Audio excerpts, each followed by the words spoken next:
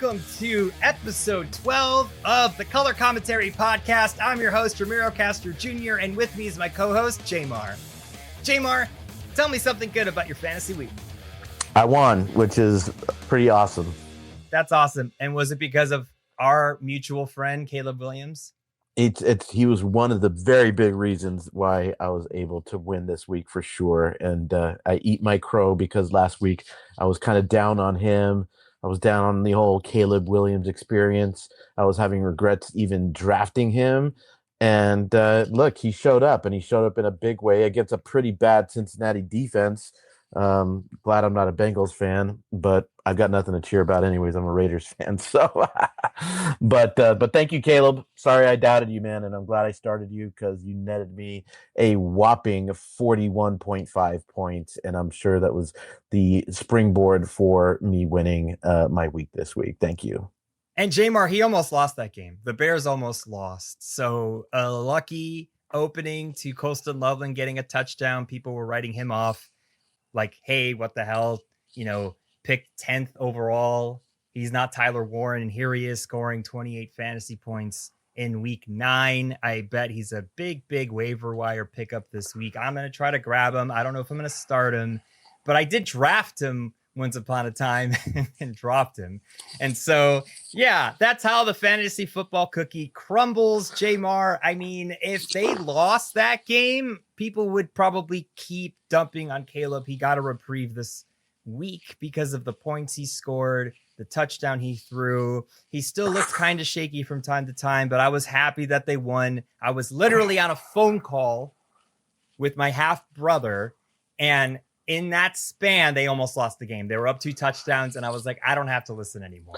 The refs were also a little bit generous to the Cincinnati Bengals, too. I thought there was a very controversial interception that I thought Chicago ran back for a touchdown, and they said he was down by contact. That's just a terrible call. It was one of the worst calls I'd ever seen. And You're right. The Bears get way more bad calls on them for whatever reason. It starts the talk of fixes and betting and what's going on. But I listened and was like, oh my God, the Bears defense would have been a killer start with that pick 6. And instead it's nothing. And so I didn't understand what was going on. It always feels a little sus when it's like a no call. It's like he touched the guy, didn't touch him. He caught the ball, ran for a touchdown, and they said he was down. And look, I'm not taking anything away from Colston Loveland, but there was terrible tackling on that play. My gosh, I've seen the replay like at least, 5 times now. And I'm just like, each time I'm just amazed at how awful they didn't wrap up. It's just like, I mean, yeah, guy that big, throw in the middle. Yeah, of course he's going to run and score a touchdown. So look, good for the Colston Loveland people who get him this week. I'm sure that he's hopefully going to score some points for them, but he definitely benefited from going up against a pretty awful defense. Legendarily awful. They look terrible. The Bengals defense, if you have a tight end going up against them, you probably should start them. You probably should start everybody against the Bengals, except Rome Odunze, for some reason, scoring me a goose egg, and part of the reason why I lost my only fantasy game this week. Sorry about that, man. It's tough. It's tough, especially when you see Rico Dowdle go off for 28 points when everyone was saying how good the Green Bay Packers running defense was again, and it freaked me out. I had DeAndre Swift, and I didn't put Rico Dowdle in. Instead, I used Ken Walker because I just got him in a trade that we talked about last week, and now I'm convinced there's a Ken Walker curse. He's on my team. My team is now cursed, and I have to just really think about my next roster moves because I am in danger of missing the playoffs now that my team is 4-5.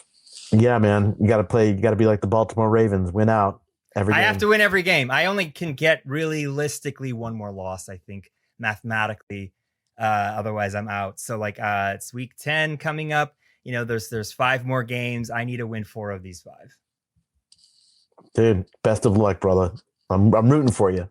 Thanks, man. And so let's dive in more into your team. I know some by heart. You didn't have Hurts. You put in Caleb Williams, and you put in, I'm guessing, both Detroit running backs. No, I was going to, but I made some little waiver wire pickups. I did some dancing around here. But I ended up starting all three of my wide receivers. So Oh wow. I started Chris Olave against the Rams, which now, we'll talk about it later, but Mm. Rashid Shaheed got traded. So I think Olave's production numbers hopefully are going to bump up. It's not, hopefully they don't double cover him. Mm-hmm. But Olave didn't do that great against the Rams. Nobody did from the New Orleans Saints. Cortland Sutton, that's a tough matchup against Houston, and he scored 10 You got a points. tutty. So he got a tutty, which is nice. So hey, 10 points, it's points, right? I mean, at least it wasn't anything less than double digits. But I think the real sort of benefit came from Drake London, obviously, who had like 118 receiving yards, 3 TDs, scored 39.7 points for me. Thank you, Drake London. Hopefully you keep this success going, especially after you were injured last week. And also just I benefited from Mark Andrews, who scored 16.6 points, which we talked about last week, which I'm just super stoked that I held on to him because he's also one of the reasons why I ended up winning my week. I won my week by 11 points, but every point counts. I'm just stoked that I held on to Mark Andrews for this long. He will now go back to being my TE2 since I've got Kate Otten back from his bye this week, and I expect Kate Otten's production to just keep trending up since there's so many banged up wide receivers on Tampa Bay. So yeah, thank you, Mark Andrews. Thank you for your production on Cade Otten's bye week, and I was able to get the win this week. So yeah, The stars aligned for you. Your tight end was out, and Lamar Jackson came back, and they're best friends, and he's a red zone guy, right? And so you're either going to score 12 points or 0 points with him. And this time he scored you 12. I was happy for you. I texted you because he's still that guy. He's still that guy who can win games with the Baltimore Ravens. And so tight end is one of the trickiest positions in fantasy. I it have really is. two teams that they're settled. I have Travis Kelce, and I picked up Sam Laporta off waivers. Someone dropped him because of the bye week, and I started him, and he scored great. He got me 18 points. I didn't start Travis Kelce because the history of the Buffalo Bills versus Travis Kelce is not good. He does not often score points, although this time he scored 10 because he got a 2-point conversion. So I've got two great tight ends on that team. Another team, I have Dallas Goedert, and I'm starting him again. I had a bye week dilemma, and I put in Zach Ertz, who didn't do great, but also Jaden Daniels' arm doesn't work anymore, and so he's going to be out for the rest of the year, I think. And you're absolutely right. Tight end is one of the trickiest positions. I know people who stream tight ends just on matchup, and it's a risky thing to do because you never know what the waiver wire is going to do, right? People stream defenses and they stream kickers, and some people even stream quarterbacks. But streaming a tight end is a very, very tricky scenario. So if you got a good one, hold on to him, right? But look, as we see with Brock Bowers, he had a breakout week this week, which is great, but he's also been struggling a bit because of quarterback play. So you never know what that tight end is going to do. They could either score 30 points or 0. I think you have to stick with somebody. There are too many streamable options for fantasy. I think quarterback is the worst idea.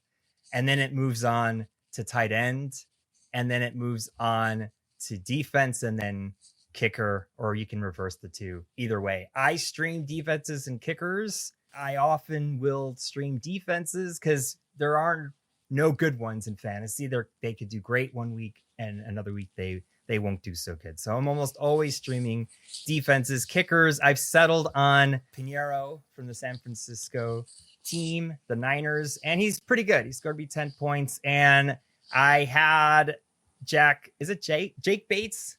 Jake Bates. Jake Bates. Mm-hmm, and he's all right. Lions. I'm going to drop him and just go with Cairo Santos, my Bears, because the Bears can get the ball moving and then they peter out. And I just kept, seeing him score field goal and extra points. So I think I'm going to move on and get Mr. Santos. But like you said, it's just too many variables. Like I had to stream last year in one of my teams because everyone was talking about Anthony Richardson and how good he'd be. And he was like my round 5 quarterback pickup. And luckily I got Sam Darnold after that. And it was just Sam Darnold the rest of the way. Yeah, good for you that you found him, man. It's a good pickup. I had Jake Bates on my team last year, and you know what? He was a little bit more consistent last year. I mean, the Lions were a little bit more consistent last year. He was scoring multiple double-digit points, which was nice. But this year, because of their inconsistencies on offense, it just seems like he can go back into that kicker stream, and then just follow the experts' advice. All right, which kicker is going to do well this week? Hopefully, this guy does well. So it's a gamble. Who is your kicker this week? My kicker, I've held on to Chris Boswell for the last He's couple good. weeks. I had the Colts kicker who unfortunately got injured for the season, Shane something or other. Schrader, something Shane, like that. Shane, Shane Schrader. Yeah, yeah. I had him and I was really happy that I got him. I kind of looked in the crystal ball and just kind of scouted him and I got him before he got hot. And then he got hot. And then people were like, how the hell did you know? And I'm like, because I had the crystal ball. But then he got injured. He got injured Yep. and he got injured for the season. So that left me scrambling for a kicker. And I'm just holding on to Boswell now because he seems to be at least consistent, if anything. He's very good. I had him for a little while. I dropped him, and then I saw him score well, I think a week or two ago, and was like, see, this is why you shouldn't stream kickers. You just got to stick with somebody, a high-powered offense who can peter out like the San Francisco 49ers, the Bears, the Pittsburgh Steelers, I think are all up there. And so, your Raiders, man, they got rid of Mr. Squeaky Wheel, Jacoby Meyers. Like, are you happy, Oh, sad? Are you done? Like, what's going on here? I've given up on the Raiders already. Like I don't want to sound like a little naysayer or whatever, but I'm happy for Jacoby Myers. He wanted out, so good for you, brother. You're on the Jacksonville Jaguars now. Hopefully, you catch some touchdowns and hopefully you enjoy, the Buffalo Wild Wings down in Jacksonville. And your family is having a good time. You're having a good time.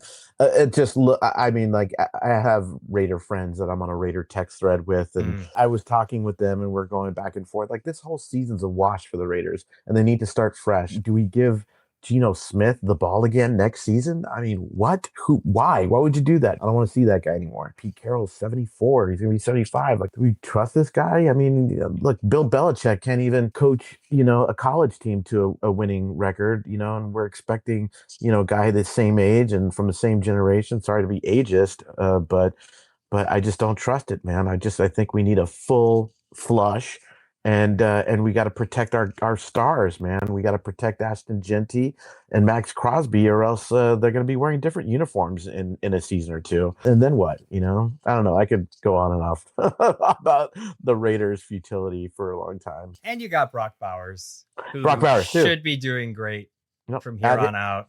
Add him to that list. Add him to the guys we need to protect list. Absolutely. It's like we've got some amazing chess pieces, but we don't have the full team to complement them. I think it starts with the coach. I think he bet on the wrong quarterback. He had them back in Seattle, and I think you got to leave those two behind in some way.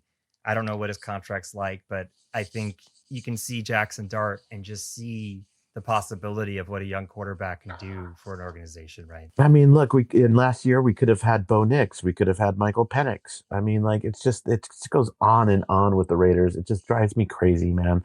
And they're just so mismanaged. It just drives me nuts. You did say something that was very incorrect. You said that they don't score points, and they scored 29 points. I had the Jacksonville Jaguars on two of my teams. Yeah, they miraculously scored points this Sunday. Like seriously, before that though, like look at the stats. Yes. Look at those weak lines. So and all those points came in the fourth quarter miraculously. Like that game was like 13-6, like deep into the third quarter, and then everyone stopped playing defense in the fourth quarter. So I don't know what happened. They all probably just got tired of playing defense for 3 quarters. They just started giving up touchdowns. So I wouldn't bank on that happening every week, Ramiro. So don't start picking up the WR2s or the WR3s on the Raiders, man. It's just it's going to be a waste of your space on your football team, brother. I have Jacoby Meyers on one of my teams. I traded for him for Amari DiMarcardo, and he's just been sitting there. I knew he was going to get traded, and so I'm going to wait a week and see how he does on the Jaguars. I have more than enough weapons and whiteout on that team. I've just been a terrible manager, apparently, just picking the wrong running backs to start. So it's been tricky with that team.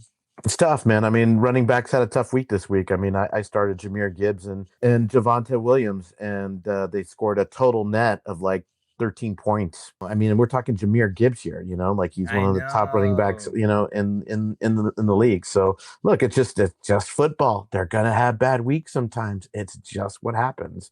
So It's just football. it's just what happens. So I got lucky. I got bailed out by my QB2, Caleb Williams, your boy, and I got bailed out by my WR1, Drake London, who those guys had monster football games, and I'm super stoked that they produced for me.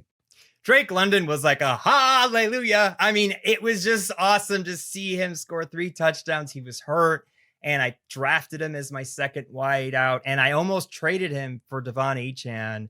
And I'm kind of glad I didn't. I think that he would still be worthy of that trade, but I don't want to lose someone that can just garner that many points. And so I'll get to my Yahoo league he's on, but it just was like so gratifying to see someone like that boom. Yeah, congrats, man. Yeah. Keep Drake London. That's an order. I'm going to keep him. So despite losing a game, I'm in the same place. I was 8th place last week. I'm in 8th place this week. I'm 4-5. This team is in danger of losing and not being in the playoffs. But look at my team. I have Josh Allen, who did great. I have Bam Knight, who I got fooled by. I really thought he was going to run away with the ball against a really bad Dallas defense, and they were throwing a lot. And Jacoby Brissett, who, funny enough, I know through a friend of a friend of a friend. So like I have some way of contacting him, which would be interesting, but this guy's just been the journeyman quarterback, and it looks like he's finally figured things out and looks like a starter in the NFL. Yeah, he's going to start next week. They've already said, they've already announced that he's starting next week, even if Kyler's ready to go next week. So good for Jacoby. I've always been a fan of his. Actually, he's just a gutsy quarterback. Been like the number 2 guy, but shows promise of a number 1. So hopefully he can pull a Sam Darnold or a Baker Mayfield and come up. He might. I mean, he's making the Arizona Cardinals look good. And finally, right, with all those pieces that they have, the defense is great. They held the Dallas Cowboys to 17 points, and they made Dak and everyone else just look lackluster. So I was very impressed by their defense. Their defense has always just been in the conversation. I swear, like at the beginning of each season for the draft, I see the Arizona Cardinals just looming there and experts talking about how good they are. So, hey, they're finally showing up. I mean, they played a hell of a game on Monday night, shutting down Dak and that high-powered Dallas air attack. I now have Kenneth Walker, who I started, and he got me 7 points. The truth is they don't need him. They've just been so good with JSN, and Sam Darnold's on fire. And so the running attack is just going to be forgotten about for a while. He's going to be on my bench unless Charbonnet gets hurt or something changes. Like, it just was disappointing. I made the move because DeAndre Swift was out, and I don't have Kyle Monangai. I wish I did, because I know he did well this last week. He did.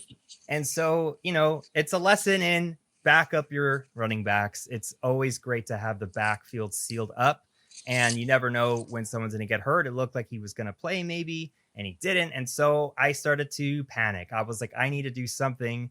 And I did not start Rico Dowdle because of all of the things I read. And you can see the projection was 11.8 points.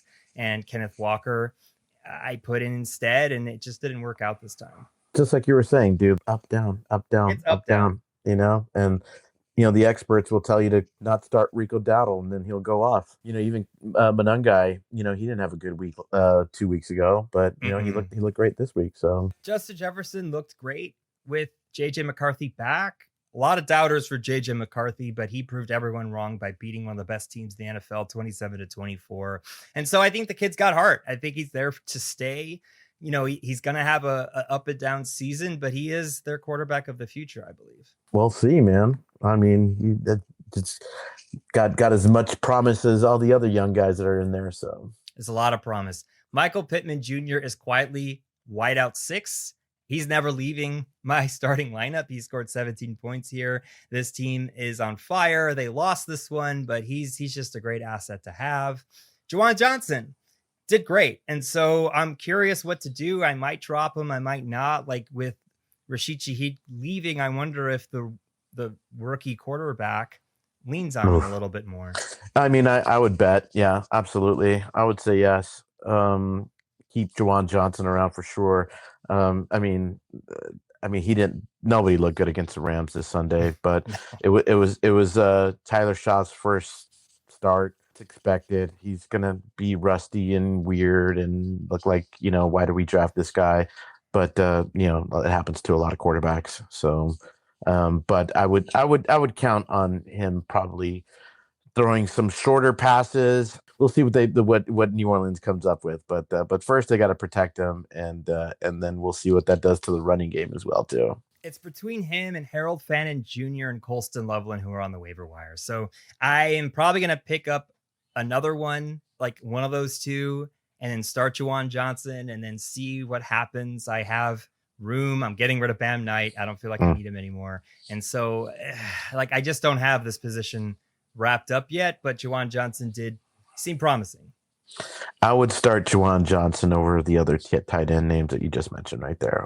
I'd start him over Harold Fannin and Colston Loveland. But I don't know. I'm going to take a look with the experts. I'm going to go to my cheat sheet here and see what the experts say about which tight end to start. Yeah, there's a few others available. I think the Jets tight end had a good week not that long ago. And so it's just, again, it's a little bit like musical chairs. Juwan Johnson started off real hot. Everyone wanted him, and then he went real cold, and now he's got a new quarterback, and he already has a touchdown with him. So he gets targets, he catches them. I think that it might just be a floor play for me instead of thinking ceiling. Like, I don't want to chase points with Colston Loveland after seeing him put up 28 points. That's not going to happen week to week. And of course, my next player, Rome Odunze, he went from boom to doom, and he's one of the biggest reasons why I lost my game. Oh, man. I don't even know what to say to that, especially because there was such a huge offensive explosion from Chicago, but it's very surprising to see that Rome Odunze scored 0. That's surprising. Yeah, on one target, I think. I don't know. He must have been not open or something. I have Jordan Brooks as my linebacker. I have coulda, woulda, shoulda in there where I had Roquan Smith, but I dropped him when he was injured and someone picked him up and held on to him. So I wish I had him back, but I don't have him anymore. The Lions defense did pretty good. And then here's Eddie Pinheiro we talked about earlier. And on my bench, you'll see I have Jacoby Meyers, which is interesting now that he's with the Jag. I picked up Cortland Sutton in a trade, and he will be starting for me next week. Yeah, man, they've got a good matchup against the Raiders, so start him, bro. Wheels up. And so moving on to my Yahoo League, it's a much happier story. Dog wearing sunglasses is super pumped at 6-3. I'm in third place, and here we are with Caleb Williams scoring me 41.7 fantasy points. In this league, there are bonuses for 40-yard passing touchdowns and completions, so he scored a little bit more here than in other leagues. I have Justin Jefferson here too, and here's Drake London. I mean, basically half my fantasy points were two of those players alone. J.K. Dobbins and Bam Knight. My running backs are weak in this team, so I had a few Aaron Jones and James Conner who both got hurt. I got Aaron Jones back. I just didn't start him because I wasn't sure what was going to happen. He did pretty good that game. He was obviously the lead running back, and then he's out with an injury, so he may come back, he may not. So I'm going to wait and see. Right now, he is starting. Here I was with Bam Knight again, thinking he might do well. He didn't. Zach Ertz did okay. 6 points. Don't need him anymore. Rashee Rice ran for a touchdown. He's just so solid. I'm glad that he's active and updated. I think it really puts a huge advantage on my team now that I have him, because I have Justin Jefferson, Drake London, and a Rashee Rice, 3 top number 1 running backs that I see in the top 10, if not higher, every week. Then we have Jake Bates, we just talked about in Jacksonville, who I thought could score me like 10 or more points and just didn't. And we have Stephon Diggs doing pretty good over here. He might do better now that Boutte is injured. I don't know how long that'll be. And so next week, it'll be a lot of Eagles starting for me. My sleeper league, here we have Caleb Williams again, who was QB1. In this league, it's 37.7 points. And Kyle Monangai, hooray, I have him here. So he's scored 21 points, 176 yards, and 3 receptions for 22 yards. Just no touchdowns. I was waiting and waiting and waiting for him to get at least one so he'd have a huge week, and it just didn't happen. J.K. Dobbins is the lead running back, but over here on my bench, we have RJ Harvey again scoring more points than him. And so I feel like I don't know who to start anymore between those two. It's hard to gauge, man, because they're decent. They're both decent running backs. And, then you look at matchup and, sometimes just good players just rise to the occasion, even against a good defense. It just happens. Mm-hmm. 100%. Nico Collins had a good day. I don't know what's going on with CJ Stroud. I think he'll be out this week because of that concussion, but he didn't have a touchdown, but he got a lot of yards. Olave did okay. In this league, I have AJ Brown here who was on a bye, and I'm hoping he comes back. I could use him again. I may or may not start Olave. It depends on AJ Brown's status. And I picked up Laporta, who did awesome. I was so happy with that. And here's Stephon Diggs on this team, scoring me 11.3 points. Pinero's here. And then and the Jacksonville Jaguars again. So, it just didn't work out for those two teams. But I didn't need it. I didn't need those points. J-Mar, the trading deadline came and went. And it was, according to the stat people, the third most active trading period since 1990. And who changed hands? Well, we talked about him off the air. Rashid Shaheed is now on a different team. He is on the Seattle Seahawks. They didn't have a number 2, and now they do. I mean, he's a deep threat. And actually, he looked like he was forming a good connection with Mr. Show, and now he's gone. So they're starting over. They left Chris Olave behind, but they lost their number 2 in Rashid Shaheed. Is that how you pronounce his name? Show? I've been saying Shuff this entire time. I don't know how to say it. Tyler Shogue. When they're new and not good, people just say however they want to say it.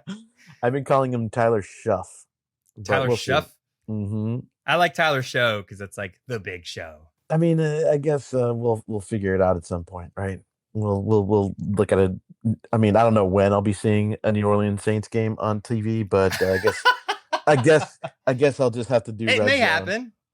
It's a fun team. Who dat? I mean, who's the dat? The DAT. Who day's the Bengals? So Seattle Seahawks look like they want to win. They are looking for some wideout help, and who's not looking for wideout help is your Raiders. They got rid of Jacoby Meyers. He wanted to leave. We talked about it a little bit. And he is now a Jacksonville Jaguar. I think it's going to take him at least a couple of weeks to get up and running. And so we can kind of combo this a little bit on the waiver wire. Parker Washington looks like a great get, the sort of default whiteout 1. Does that change now that, they have Jacoby Meyers? I'm sure they're going to want to get him the ball in some fashion, but hopefully Parker Washington can still produce for them and they have more of a threat. It's an interesting team, Jacksonville, for sure. Some weeks they show up and you're like, oh man, that's a gutsy team. And then some weeks they barely lose to, or they barely win to the Raiders. So yeah, I mean, what's interesting is, in this era of recording everything, I would watch this. I would watch a new player go to a new team. Like, I want to know, like Jacoby Meyers, he's on a plane, he's got a book, he's got his headphones in, he's in the practice field, he's shaking hands, and they're like, now here's a new quarterback, here's a new situation. That's fascinating to me. He's like got a new, pizza joint to go to, got a new wing joint that he's got to hit up, Starting over here. Starting over. They just like food joints. They're all eating wings over there in Jacksonville. Is it because he sponsor it? Is that what's going on? It's probably just because I'm hungry. They're just hungry for wings. Yeah. All right. So the Jets decided to blow up their once vaunted defense and got rid of Sauce Gardner. Every week, fantasy analysts would say, hey, watch out. Whiteout 1s versus the Jets. He's going to blank out whoever faces him. And only the best of the best would do anything against Mr. Sauce Gardner. He is now an Indianapolis Colt, which is fantastic to me. They lost. And they got stung, and they went and got the best corner in football, pretty much. Yeah, that's pretty much. Well, they're telling the rest of the league that they want to win, and that they want to win now, and that they believe in their components, Daniel Jones, and that offense is pretty deadly. So let's give them a defense that can match that intensity. Great move. I'm sure there are a lot of Indianapolis Colts non-believers out there, for good reason, right? But this tells the rest of the league, hey, look, maybe these guys are serious. So I like the move, and I hope that the Colts benefit from it and go far in the playoffs. There are so many people ready to dance on Daniel Jones's quarterback grave. He had one bad game, and they're like, see, he turned into Daniel Jones. And so a lot of quarterbacks are having their resurgence and their redo. And I think he is the guy forward for the Indianapolis Colts, and good for them. They picked up somebody else's trash and turned it into treasure, and their components are good. Their defense is lacking, and now it'll be very interesting to see what their next game will be like with Mr. Sauce. What's different about him is that I don't think he's really studying playbooks, right? Like, he's just playing a certain category of defense, and he's just going to plug and play and do great immediately. Yeah, absolutely, man. I'm bummed that they got rid of Quinnen Williams, though. He's now a Dallas Cowboy, one of the more likable personalities in the league, ever since he got drafted, really. It's going to be interesting to know what happens with the Jets. I mean, Breece Hall, I don't think is going to get traded, which, I mean, he's just going to keep playing because he's got to play well. He's just, that's the kind of guy he is. But that's going to be, I mean, are the Jets going to win another game this year? I don't think they want to. I mean, Breece Hall played so well against the Bengals. I think he kind of shot himself in the foot if he wanted to get traded. It was like, this guy does it all. Like, he's running, he's passing, he's a dynamo. How can we get rid of this guy if not for a king's ransom, which they pretty much got for Sauce, right? 2 first-round picks. That's insane. That's how good he is. What did they want for Breece Hall? Often offensive players go for a much higher price. They probably wanted 3 first-round picks for Mr. Breece Hall. Like, I have mixed feelings. I have Breece Hall on one of my teams, and, I want better things for that team. They're basically saying Justin Fields is not their guy. He's going to be playing for being quarterback or a backup somewhere else for the rest of the season, I think. Yeah. And I look at that stuff and I'm like, my gosh, how awesome would it have been if, I mean, the Raiders could have picked up somebody like Justin Fields and he could have made a difference for us, I think. But ooh, I like that. I think he's going to be a Raider next year. J-Mar, you ready? I mean, yeah, I guess. I think it makes sense. He's like, I'm down and out. Let me go to like the last stop on the NFL. Jeez, I'm gonna start drinking Pepto-Bismol every week. Every week, Pepto-Bismol. I think he's gonna be a great backup somewhere, and then he'll end up being the starter, and he may have his take 2 or 4 or 5, whichever one we're on right now with him. He's had so many chances to prove to be the starter, but I think he may just need to be a backup for a while and wait his turn again. Yeah, we'll see. We'll see. Injuries. J-Mar. Too many. Jaden Daniels. Boo. I mean, it sucks. How do you leave your starter in, but how do you not play him at the same time, right? They had about 7 minutes left. Jaden Daniels could turn things around, but instead he gets tackled and his left arm gets bent the wrong way. And now he's probably out for the season. Marcus Mariota will have to come in, who's not bad, but I think this season is lost now. And so one of the waiver wire pickups we have in mind is Marcus Mariota. I think if you lost Jaden Daniels, go get him. If you could get Joe Flacco, if he's still available, go get him and hang on. But that doesn't help you this week, right? So what do we do if you're a Jaden Daniels owner? Man, you get rid of him, dude. Sorry, it's like he's out for the season, perhaps, right? Mm-hmm. Just you gotta build without him, unless you want to waste an IR slot on him. Go ahead, but I mean, I think you pack up the 10 on him, unfortunately, and if you want to draft Marcus Mariota, go for it. Is the Commander season over? Maybe. There's just way too much competition in the league now, man.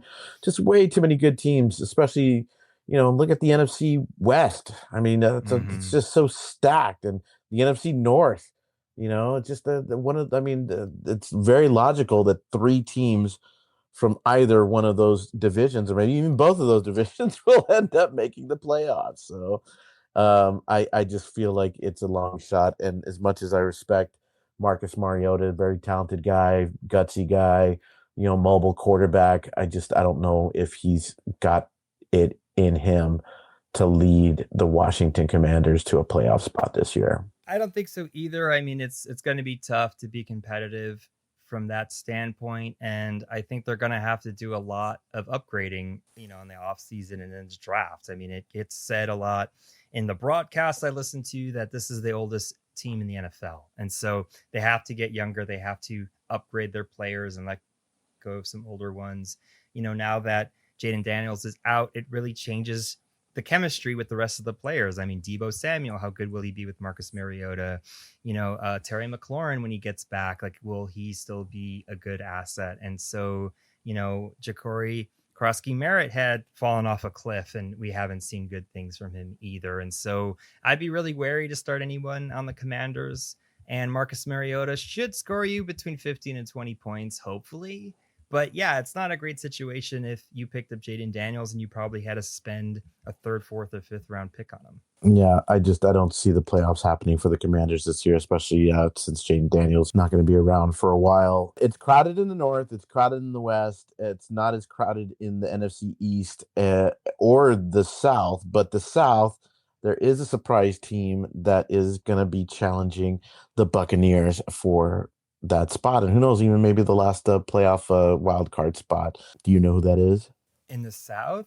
In the South. Certainly not the New Orleans Saints, buddy. It's not the Saints. It's not the Falcons. Dude. Is it the Falcons? The Carolina Panthers. The Panthers won versus the Green Bay Packers, dude, which I love. Dude, they are quiet 5-4 right now. And very, very quiet. Yeah, I forgot they existed. The very quiet fight. That's above 500. And let me tell you, man, that's just it's the kind of thing that, if gets a little too competitive between like the Lions and the Bears or the Rams and the Niners, do we see the Panthers squeak in on a playoff bid? That would be pretty effing exciting. I think they can. I mean, Tampa Bay is hurt. Atlanta is not, their win record's not great. New Orleans is out. They're going to win, right? I think, how do the Panthers not win this game? And then they become, 6-4. And all of a sudden you're talking about the playoffs. You're talking about how Rico Dowdle is going to be a league winner because he did great versus supposedly good defense. And now he's up against a bad defense. He's already projected on ESPN to score around 18 points. And I have him. I'm going to finally start him, I guess. Rico Dowdle. Yeah, I love Rico Suave so much. That was like one of the few wrestlers I was like, that guy's cool. And I think he's Latino. And if he's not, that's some pretty good Latino impression he's doing right now. All right, J-Mar, we're going to look into week 10 matchups. You ready? The first one we wanted to talk about is the Patriots versus the Bucks. Patriots versus the Bucks. Oh, yeah. Tough matchup. Who's at home with that one? Looks like the Bucks are. The Bucks are at home. Oof, man. I mean, New England 7-2, Tampa Bay 6-2. That's a tough matchup. It's tough. Tampa Bay is coming off of a bye week. New England's coming off of a very narrow victory over Atlanta. Oh yeah. I got to tell you, man, it's going to be a tough game, but I got the Bucks in a close, very close game. Well, the defense bailed them out, right? That was the story last week, and now we have a surging Drake May against this Bucks team, and right now the Bucks are favored by 2.5 points. I could see the Patriots winning this too, the way Drake May is playing. But, if we go position to position, like, who's the better quarterback? That's a big toss-up, right? Right now, it looks like Drake May, but I wouldn't count out the Buccaneers quarterback, right? Like, he's been so good at getting that team out of a jam. He just doesn't have his usual go-to weapons, and I hope, like, Mbuka's back. Like, he was like everyone wanted that wideout, right? We were like, what? How we all miss on what's going to become the wideout one, and then he got hurt. So, I think about the running backs, and Rashad White hasn't been impressive at all. Like, Sean Tucker is there too, and Ramondre Stevens in, the Patriots. They kind of have a tie when it comes to running backs. It's kind of a mess for them both. We'll see what happens, dude. But I believe in Tampa Bay just because they're gutsy and and even though they're injury riddled, I just like their character. So we'll Hmm. see, we'll see what happens, man. But I mean, It's a fun team. New England's tough, man. New England looks like they're. I mean, in some instances, they even look like they might even win their division, which is wild Which is because wild. they play in the same division with the Buffalo Bills. So, They're the hot team right now. I think the Patriots win this one. I think the Bucks are still oh, a little too hurt. Unless mm, Bucky Irving comes back, I just don't see the edge here just yet. I think Drake May is just finding his sophomore groove right now. And so we'll see, right? It's a mid-scoring game. The Bucks are favored because they're at home, but it's anybody's ball game. I think it will come down to, whose turn is it? Is it Drake May or is it Baker Mayfield to be the hero? mm. Oh, it's a rematch of the Rams versus the Niners. It is a Man, toss up. toss up, dude. And that's another tough. It's another tough game to pick, man. The I Rams are mean, favored, of course, but they were Rams are last time favored. too. They're the away team. They were favored last time. I mean, it was a close game. San Francisco showed a lot of heart in that game. I remember it was a Monday night game, and I mean, Sean McVay had some questionable calls in that game. I'm sure that there's like a little revenge factor, a little bitterness thing happening with the Rams.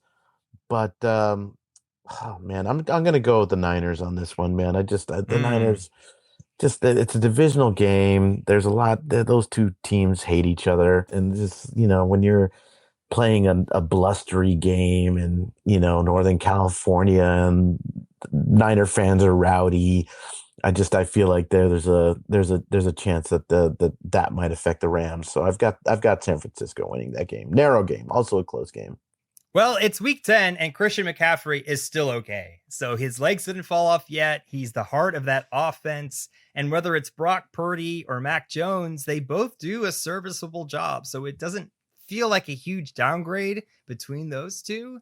And at the moment, like, who's their top wideout, right? Like, who are they really relying on to score them points? It seems to keep changing week to week as they're dealing with injuries, right? And so maybe Juwan Jennings comes back and helps that team. It doesn't look like, Ricky Pearsall will be coming back anytime soon. And then on the other side, we have the Rams, who are all healthy, basically. We have Matthew Stafford playing some of the best football he's ever played. It doesn't matter how old he is. And we have, Kyler doing awesome. Mr. Williams still doing great. Blake Corum's taking some snaps away, but it's not an equal share just yet. And, Puka Nacua, the best name ever in football, he gets hurt and he comes back. Every time he leaves, I'm like, oh, this is the end. But he keeps on ticking. Good for them. You know, I mean, You're not a fan of the Rams? I mean,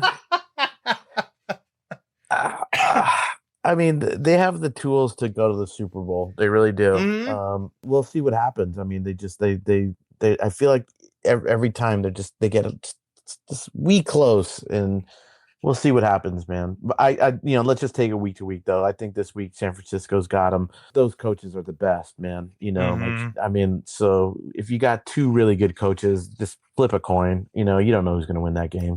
Yeah, I'm gonna be watching this one, and we could see Yeah. the NFC West record. We have Seattle 6-2, the Rams 6-2, San Francisco 6-3, and then Arizona 3-5. Though they did have a good win against the Cowboys. I mean, wow, that's a division right there. I mean, like, that's just, Seattle does seem like the best of all of them, but I think it's any one of those could edge out and be the best.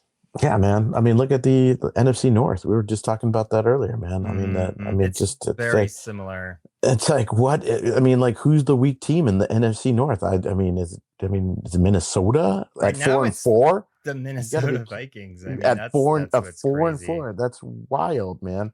I mean, Wild. like, we didn't pick this game to review, but I'll be quick. I mean, the Ravens versus the Vikings, it feels like a must win for both of them. It's kind of a win or go home, Ooh, right? Like, ooh. Minnesota being 500 and their last place in the NFC North, that's ridiculous. But then we have Yeah. Baltimore at 3-5, who are in second place. Like that, they're still very much in it. One more win, and they're within striking distance of right next to Pittsburgh, right? So Green Bay losing was a huge surprise.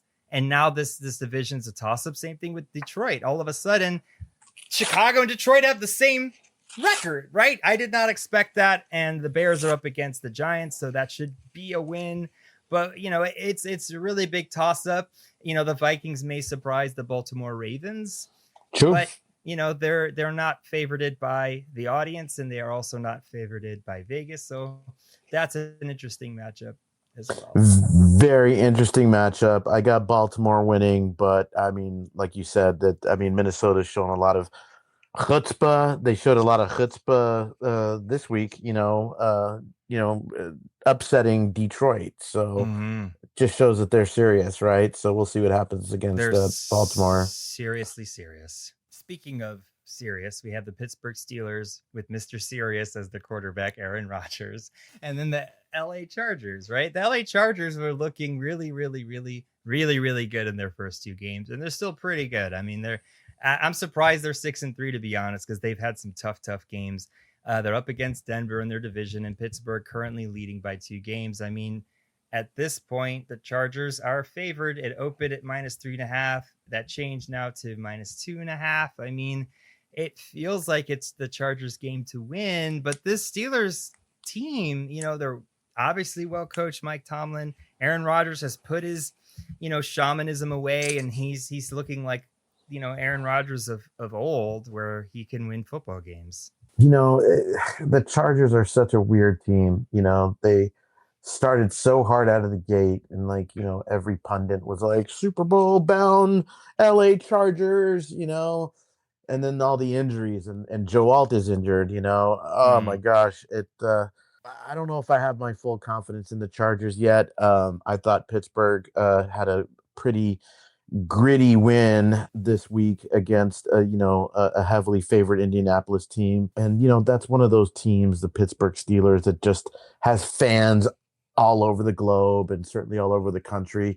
I just feel like they're going to travel well, and that Steeler Nation is going to be in full force at SoFi Stadium this weekend, and it's the evening game, so it's nationally televised.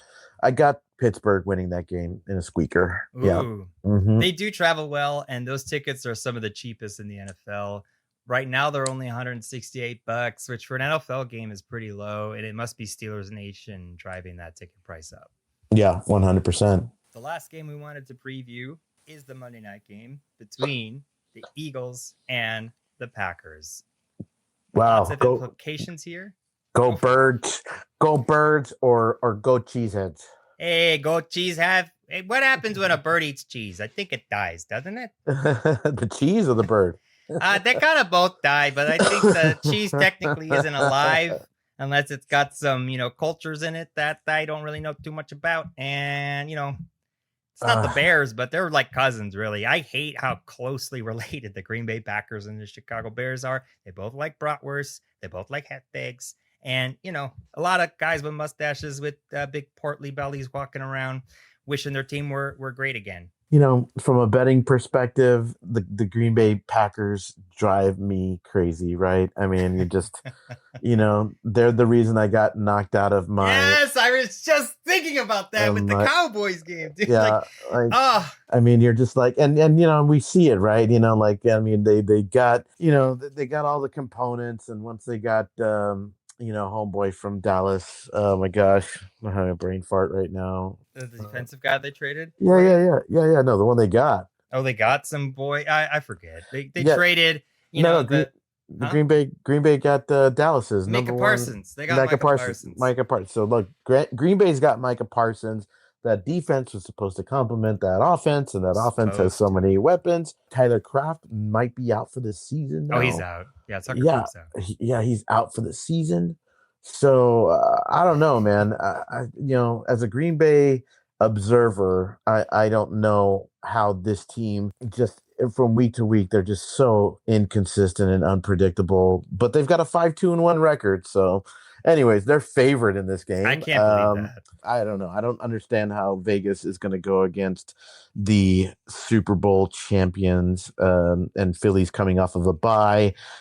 They've got a lot to prove. And I think that, this is the kind of thing that, they're looking on the internet. People see, oh look, we're not favored. We're the underdog in this game. That's the kind of thing that could give Philly just that extra juice boost and want to prove a point. And even though Green Bay lost a pretty bizarre game to Carolina, they're probably going to want to bounce back from that. I just feel like it's the Philadelphia Eagles. They're That's gonna not the want. Yeah, it's not necessarily the team Mhm. that you bounce back against. Not really. And so, J-Mar, I have a question for you. Jalen Hurts versus the Green Bay Packers or Caleb Williams versus the Giants, right? You have both on your bench. Are you ready to trust Caleb one more time? Or do you think Hurts will put the cape on again and score around 30 fantasy points? It's an excellent question, dude. I am still a little bit undecided, to be honest with you. Mm, The experts are telling me that I should start Caleb, but then there's some experts that have Jalen Hurts just slightly ranked higher. It's hard, man. I mean, Jalen Hurts he's just so consistent. He's just amazingly consistent. He just always puts he 20 is. plus points on the board, and the tush push it's just a gift. He's a gift. Jalen Hurts is a gift to fantasy football owners who have him. And Caleb Williams is, hey, look, he's not quite as consistent yet, but he scored 41 points with a lightning strike again against, a team that didn't do so well against San Francisco's defense. So I don't know. Coin toss. I haven't decided yet. It's like the conventional wisdom. Do you go with the hot hand or do you go with the most consistent guy? So I don't know. Mm, We'll see what materializes, and I'll give the answer for the audience next week. So the little 100%. little Yeah. little, little cliffhanger. Will he start Nice. Jalen Hurts or will he start Caleb Williams? Because probably I won't even know until 30 minutes before kickoff time. Well, you're going to have to decide, right? Because Sunday morning, Caleb plays, and then Monday night is when Mr. Hurts plays. So you'll be sweating it out, wondering which to play, and go from there. I mean, like, it's an interesting choice, and no one's right all the time. So good luck. Good luck with your decision, J-Mar. Thank you, brother. Appreciate it, man. All right. So our favorite segment coming up is coulda, woulda, shoulda, or is it coulda, shoulda, woulda? Which coulda is it? My coulda is I could have kept Rico Dowdle, and instead I dropped him for Kyle Manungai. Now, I'm going to say this right now, and my advice to anybody with running backs who are starting or might be starting is do not drop them. I could have dropped anyone else except Rico, and I would be like, well, I started the wrong one, but I still have Rico. Instead, I dropped him. And who picked him up? The guy currently in first place who won his game because I dropped him. So I really, really shot myself in the foot. And it's a regret. It's going to go down as probably one of the bigger regrets I have this year. Lo siento, my friend, for sure. Yeah. That's a tough one. It just, I saw his schedule coming up, and besides the New Orleans Saints game, he has a lot of tough defenses coming up, but he looks matchup proof at this point. I'm happy that he's on one of my teams and I can start him next week. I'll have to see if it's DeAndre Swift or Kyle Manungai, but at least have that backfield locked up. And that's why I got him. I wanted to lock up that backfield, but oh well, we never know what's going to happen in this crazy, crazy game. It's a crazy game, buddy. My shoulda is I should have got Colston Loveland and instead put in Juwan Johnson, and he did okay. I think sometimes you should try to swing for the fences. And when it comes to the Cincinnati Bengals, please start that tight end or start that, quarterback. The wideout position obviously is a bit of a roulette. We saw Roman Dunze get a 0, but I could have started him and I could have had some fun with Colston Loveland. But you get caught up in the numbers, and Juwan Johnson honestly did okay. He got me 10 points. It's just I would have maybe won my game if I got a Colston Loveland 28 points. Who knows? My woulda is I would have started anyone but a Dunze. I just didn't know he was going to get a goose egg. And how do you know? Like, a Dunze's disappointing me. This is the second time I started him where he lost me the game. The last time was whether or not I was going to have DeAndre Swift or a Dunze, and I picked a Dunze, and that was the wrong call. And putting a Dunze in instead of so many other players would have been better. I got as much points as Roma Dunze did this week. And so I don't know if I'm starting him this week. Like, even if he goes off, I'm like, hey man, it hurts. It hurts too much to get a 0. I have so many other options at wideout. So Roma Dunze might just get the sit this week while I see what happens with these Bears. Oh man, tough one, buddy. Tough one. J-Mar, Coulda, shoulda, woulda.